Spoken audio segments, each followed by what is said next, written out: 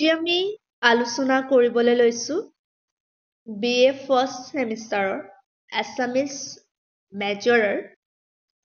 first পেপাৰখন paper কোডটো স্ক্ৰীনত দেখা পাইছা ASM HC 1016 পেপাৰখনৰ নাম হৈছে অসমীয়া সাহিত্যৰ বুৰঞ্জী ইউনিট হৈছে শংকৰী যুগ আৰু যিকেইটা প্ৰশ্ন আমি আলোচনা কৰিম সেইকেইটা প্ৰশ্ন যিকোনো এন্ট্ৰেন্স এক্সামিনেশ্যন আমাৰ অসমৰ যিবোৰ কম্পিটিটিভ এক্সামিনেশ্যন আছে বা নেক্সট লেটৰ যি কোৱেশ্চন তেনেকুৱা তো এই কোৱেশ্চন কেইটা আহে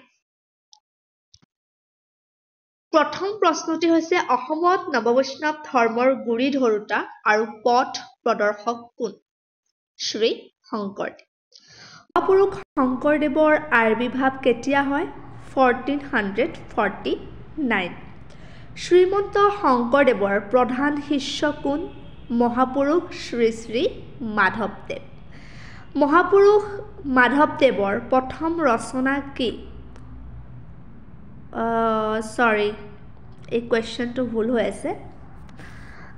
মহাপুৰুষ শংকৰদেৱৰ এইটো মাধৱদেৱৰ নহয়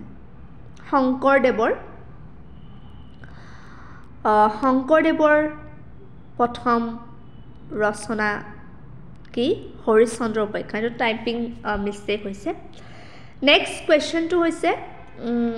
বৈষ্ণৱ সাহিত্যৰ এটি বৈশিষ্ট্য লিখা সাৰ্বজনীনতা বৈষ্ণৱ সাহিত্যৰ এটি বৈশিষ্ট্য হৈছে সাৰ্বজনীনতা মহাপুৰুষ শংকৰদেৱে প্ৰথমতে কিমান বৰগীত ৰচনা কৰিছিল 12 কৰি তেওঁ 12 কৰি বৰগীত ৰচনা কৰিছিল বৰ্তমান শংকৰদেৱৰ বৰগীত কিমানটা পোৱা যায় 34টা বৰ্তমান শংকৰদেৱৰ বৰগীত পোৱা যায় 34টা তেওঁ প্ৰথমতে 12 কৰি বৰগীত ৰচনা কৰিছিল কিন্তু তেওঁৰ বৰগীতসমূহ তেওঁৰ এজন শিষ্যই আওৰাবলৈ লৈ গৈছিল আৰু লৈ যাওঁতে তেওঁৰ ঘৰত কিবা কাৰণবশতঃ জুই লাগিছিল আৰু বৰগীতবোৰ পুৰি ছাই হৈ গৈছিল পিছত শংকৰদেৱৰ শিষ্যৰ মুখত বা ভকতসকলৰ মুখত যিবোৰ বৰগীত মুখস্থ আছিল বা মনত আছিল সেইবোৰ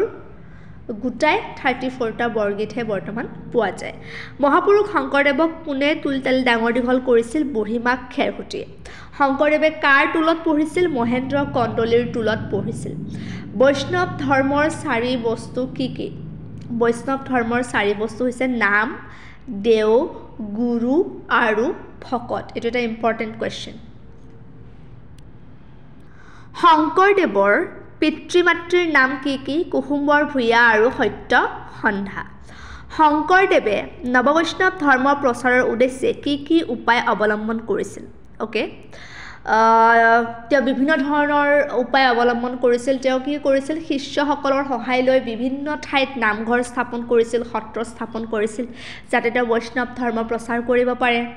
তাৰ পিছত তেওঁ বৈষ্ণৱ ধৰ্ম বিষয়ক নাটক লিখিছিল যেনেকা ৰুক্মিণী হৰণ পাৰিজাত হৰণ কাব্য লিখিছিল ৰুক্মিণী হৰণ কাব্য হৰিশ্চন্দ্ৰ উপাখ্যান এনেকুৱা বৰগীত তেওঁ লিখিছিল তেওঁৰ বহুত বৰগীত আমি জানো তাৰ পিছত গ্ৰন্থ লিখিছিল অনুবাদ সাহিত্য আছিল তেওঁৰ গতিকে এইবোৰৰ যোগেদি তেওঁ কি কৰিছিল নিজৰ যি নৱবৈষ্ণৱ ধৰ্ম সেই নৱবৈষ্ণৱ ধৰ্মৰ প্ৰচাৰ কৰিছিল গঠন বা ৰচনা ৰীতি অনুসৰি বৈষ্ণৱ সাহিত্যক কেইটা শ্ৰেণীত ভাগ কৰিব পাৰি আৰু কি কি গঠন ৰীতি বা ৰচনা ৰীতি হিচাপে বৈষ্ণৱ সাহিত্যক 6টা ভাগত ভগাব পাৰি বুলি কৈছে অনুবাদমূলক গ্ৰন্থ কাব্য নাটক গীত আৰু ভটিমা গদ্য আৰু চৰিত পুথি এই টোটাল এই 6টা ভাগত বৈষ্ণৱ সাহিত্যক ভাগ কৰিব পাৰি মহাপুৰুষ শংকৰদেৱৰ নাটক কেইখনৰ নাম লিখা পত্নীপ্ৰসাদ কালীয় দমন কেলিগোপাল ৰুক্মিণী হৰণ পাৰিজাত হৰণ আৰু ৰাম বিজয় মহাপুৰুষ শংকৰদেৱৰ অনন্য সৃষ্টি কি বৰগীতসমূহ তেওঁৰ বৰগীতসমূহ তেওঁৰ অনন্য সৃষ্টি ভটিমা শব্দটোৰ অৰ্থ কি স্তুতি বা প্ৰশস্তি মূলক গীত স্তুতি আমি ভগৱানক যে স্তুতি কৰোঁ সেই স্তুতিমূলক গীতে হৈছে ভটিমা বৈষ্ণৱ ধৰ্মৰ 4 পুথি কি কি